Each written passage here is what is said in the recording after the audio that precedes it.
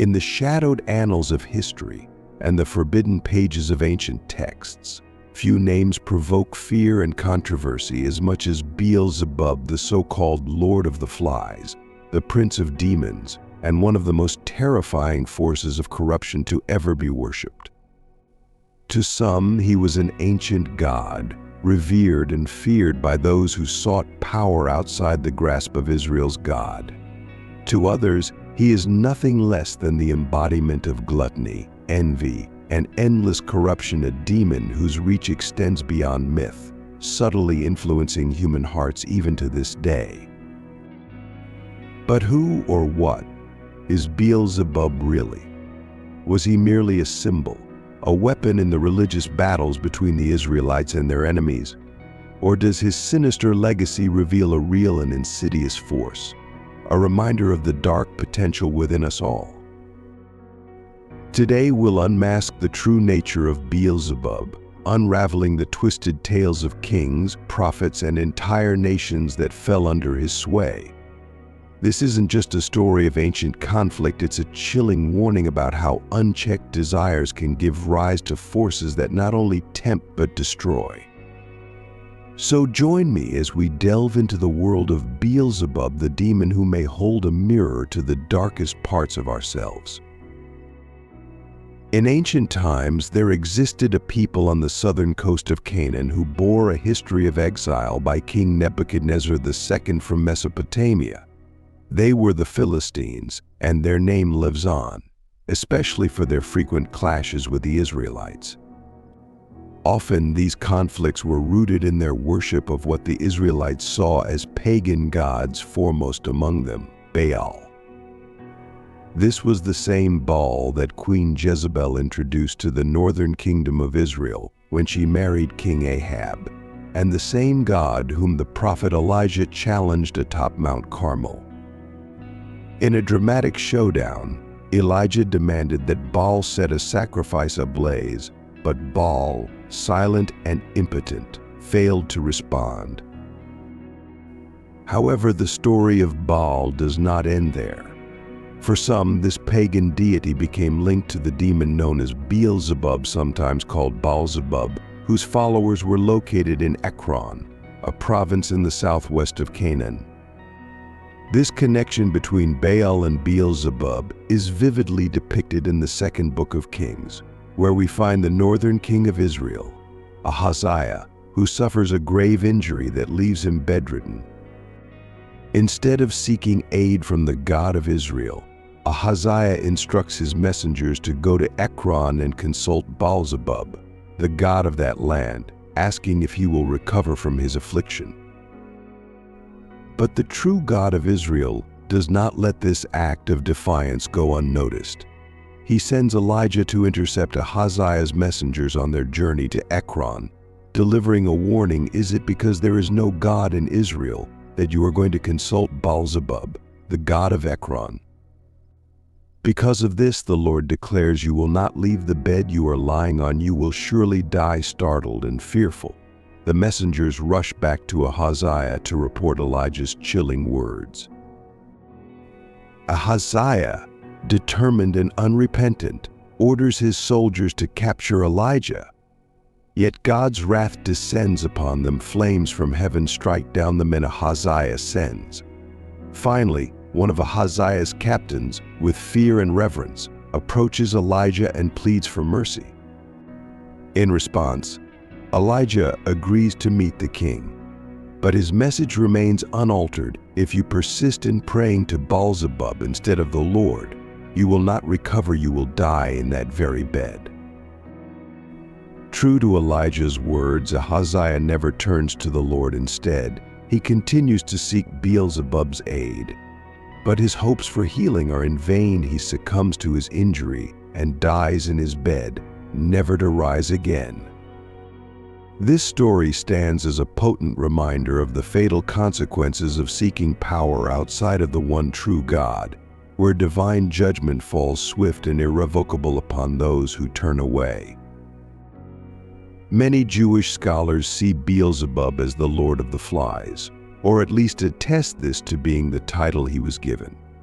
It is possible that this term was in reference to Beelzebub being considered as animal feces, and his followers were the flies that gathered around said dung. The term Beelzebub is also thought to have been a Hebraic insult used by the Israelites against the Philistines. Meanwhile, many Christian interpretations see Beelzebub as simply being another name for Satan or the devil. Meanwhile, in Demonology, most notably Peter Binsfield's classification of demons, Beelzebub is attested to being one of the 7 princes of hell and represents gluttony of the 7 deadly sins. We later see Beelzebub in the account by Matthew where we see Jesus healing the wounded and the sick. A man who's thought to have been possessed by a demon is brought to Jesus, and Jesus drives the demon out, restoring a man back to his original senses. But a Pharisee, a member of an ancient Jewish sect, was less impressed by Jesus' miracles and detested that which he was doing. He believed that the only way Jesus could have been driving demons out of people is if he himself was using demons to facilitate this. The Pharisee declares in Matthew 12:24, "It is only by Beelzebub, the prince of demons, that this fellow drives out demons." It is unknown why the Pharisee chose to blame Beelzebub or Beelzebul, as he's written in some translations. But it could be down to the fact that the Pharisee didn't really know what he was talking about and simply made this inflammatory remark so as to help in his discrediting of Jesus' miracle. It could also be that the Pharisee knew of how the term Beelzebub was used as an insult, and so deliberately chose to associate Jesus with Beelzebub to drum up an emotional response from those in attendance and to get them on his side. In any case, the Pharisee insists that Jesus and Beelzebub are in cahoots, and that Jesus can't be as righteous as he says he is if he is conducting business with a demon. But we are told in Matthew 12:25-27 that Jesus knew their thoughts, and he's able to shut down the Pharisees' claim by saying, "Every kingdom divided against itself will be ruined, and every city or household divided against itself will not stand." If Satan drives out Satan, he's divided against himself. How then can this kingdom stand? And if I drive out demons by Beelzebul, by whom do your people drive them out? So then they will be your judges. But if it is by the Spirit of God that I drive out demons, then the kingdom of God has come upon you. Essentially, Jesus vindicates himself of this slander by pointing out the illogicality of Beelzebub helping him, for if the demon did, then he would be going against his own work or dividing against himself. Instead, Jesus confirms that he is using the Spirit of God to drive out demons, and all those who experience it shall be blessed. The same account is mentioned in Mark 3:22, when the Pharisee is replaced by a group of Jews who declare that Jesus is possessed by Beelzebub, and that this is the only way that he could be able to drive the demons out of people. Beelzebub also plays a significant role in some pseudepigraphical stories, such as the Testament of Solomon. Whilst it is not considered to be biblically canon, it does feature a very interesting tale of Solomon and the way in which he bends the will of the demon to do his bidding. In the beginning, we see Solomon receive a signet ring from the archangel Michael, so that Solomon can manipulate the demons after having prayed to save a servant from the demon Orneas. Solomon is able to bind Orneas using the ring and makes him cut stones to use in the building of his temple. But unsure of what to do with him in the long term, Solomon summons Archangel Uriel, who comes out of the abyss and determines Orneas' fate. He demands that Orneas go back to where he came from and to bring forth his leader, the prince of all demons, Beelzebub. Orneas is given the ring of Solomon to use against Beelzebub, and we are told that, so Orneas took the finger ring and went off to Beelzebub, who has kingship over the demons. He said to him, "Hither, Solomon calls thee," but Beelzebub, having heard, said to him, "Tell me, who is this Solomon of whom thou speakest to me?" Then Orneus threw the ring at the chest of Beelzebub, saying, "Solomon the king calls thee." But Beelzebub cried aloud with a mighty voice and shot out of a great burning flame of fire, and he arose and followed Orneus and came to Solomon. Solomon questions Beelzebub when he is brought to him by Orneus, asking who he is. To which Beelzebub declares that he is the prince of all demons and that all the chief demons sit beneath him. He also explains that he manifests the appearance of each demon and that he can bring Solomon all of the unclean spirits in the world. Solomon is curious by Beelzebub's kind and proceeds to ask him if there are any female demons, to which Beelzebub confirms that there is, whereby he returns to the abyss and brings forth Isosceles, a female demon who Solomon describes has a very pretty shape and a fair complexion. However, those of you who like the legs of a woman will probably swipe left on Isosceles, given that she is thought to have had the legs of a mule. Solomon continues to meet other demons, some of which Solomon recruits to build his temple, including the demon Asmodeus. But later he summons Beelzebub once more, and the two seem to actually have a mutual respect for one another, where we see Solomon raise Beelzebub on a seat of honor. He questions him, asking why he lives the life he leads, to which Beelzebub replies, saying, "Because I alone am left of the angels of heaven that came down, for I was the first angel in the first heaven, being entitled Beelzebul. But now I control all those who are bound in Tartarus. But I too have a child." And he haunts the Red Sea, and on any suitable occasion he comes up to meet me again, being subject to me, and reveals to me what he has done, and I support him unfortunately. We don't seem to learn who this son is. Solomon pressures Beelzebub into revealing the identity of the demon who haunts the Red Sea, this so-called son of Beelzebub, but the demon resists and never relinquishes this information. He only tells Solomon that if he wants to learn of him, he should summon him himself, for he will answer any call. Solomon also questions his motives, to which Beelzebub replies, "I destroy kings, I ally myself with foreign tyrants, and my own demons I set onto men, in order that the latter may believe in them and be lost. And the chosen servants of God, priests and faithful men, I excite unto desires for wicked sins, evil heresies, and lawless deeds, and they obey me, and I bear them unto destruction, and I inspire men with envy and murder, and for wars and sodomy and other evil things. And I will destroy the world." Solomon also learns of Beelzebub's weaknesses, whereby Beelzebub reveals the name of God is enough to defeat him, and to mention it will cause him to disappear at once. Solomon proceeds to command Beelzebub to begin to saw marble, presumably for the construction of his temple, and it is understood that all other demons cried out in pain at having to bear witness to their prince, Beelzebub, being controlled.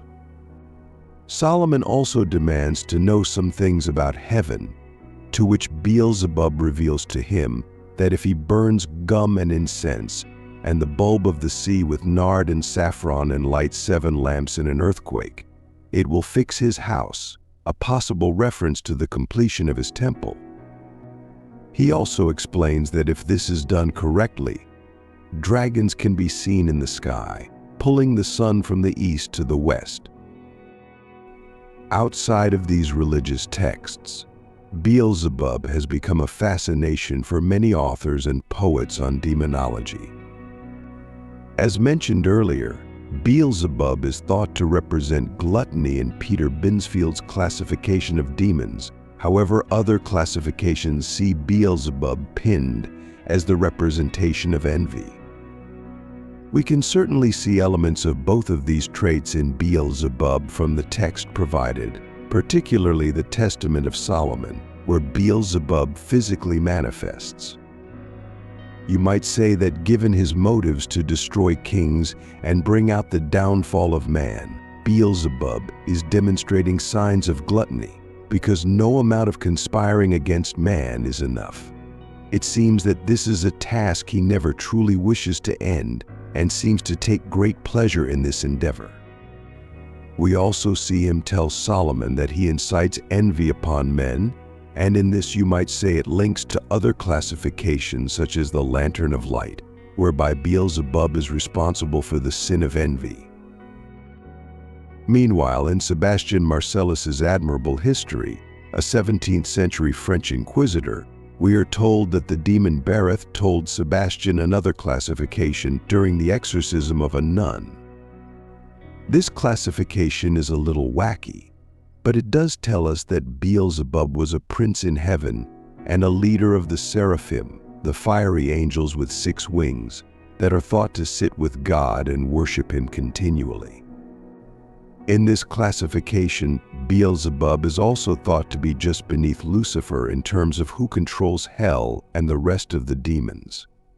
Marcellus also makes the claim that Leviathan was once an angel, and that together with Beelzebub and Lucifer, they were the first 3 to be booted out of heaven. In John Milton's poem Paradise Lost, a demonic trinity is established consisting of Lucifer, Beelzebub, and the demon Azeroth, and this is something that has become a common trend by some demonologists and subsequent writers. But the mystery of Beelzebub is still a large one. Whilst many do consider him to be the second strongest demon under Lucifer, or the Prince of Demons, others see him as nothing more but a slanderous insult used against the Philistines in ancient times.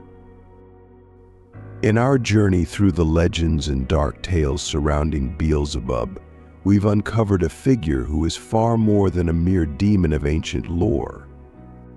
As the Lord of the Flies, the Prince of Demons, and an entity once worshipped by entire nations, Beelzebub's name became synonymous with corruption, envy, and gluttony. Through these stories, we've seen how his influence spread across kingdoms, tempting kings, misleading prophets, and sowing division within people's hearts. In every account, Beelzebub embodies a cautionary tale of unchecked desires, power, and the allure of what lies beyond the boundaries of faith and morality. But what does his story truly teach us? Perhaps Beelzebub serves as a timeless reminder of the risks that come with letting our own darkness and vices overpower us. Like Beelzebub's followers, we too face temptations that can easily consume us: greed, envy, and the lust for power. His legacy challenges us to look inward and ask ourselves if we're giving in to our own demons without even realizing it. So as we close this exploration of Beelzebub, let his story remain a warning that when we allow our values to erode, or when we let envy and greed rule our lives, we are vulnerable to forces that can lead us astray and ultimately destroy us from within. Thank you for joining me on this deep dive into the dark history of Beelzebub.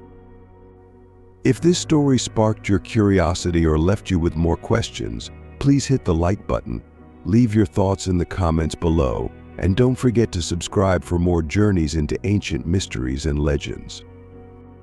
Until next time, remember, sometimes the greatest battles are the ones we fight within ourselves.